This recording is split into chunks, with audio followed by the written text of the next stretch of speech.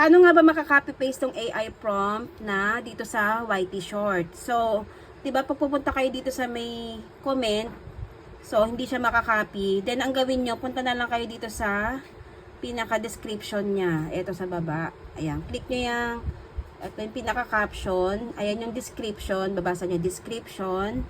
Then ito siya, nilagay ko kasi dyan. So dalawa yan, pwede kayo mamili kung alin dyan.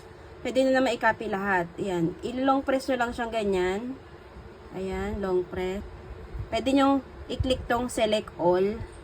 And then, ito, click nyo yung copy. Ayan. Kapag na-copy nyo, napunta na kayo sa notes nyo. Pwede kayong, ayan, notes.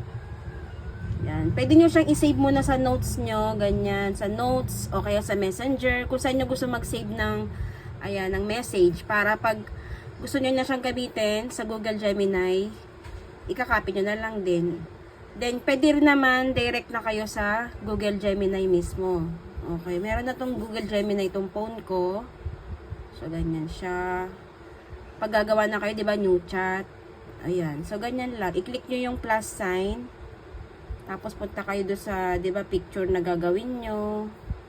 Ayan. Tapos, i-long press nyo lang ulit. Long press. Tapos, lalabas yan, no, paste. Ayan. Long press.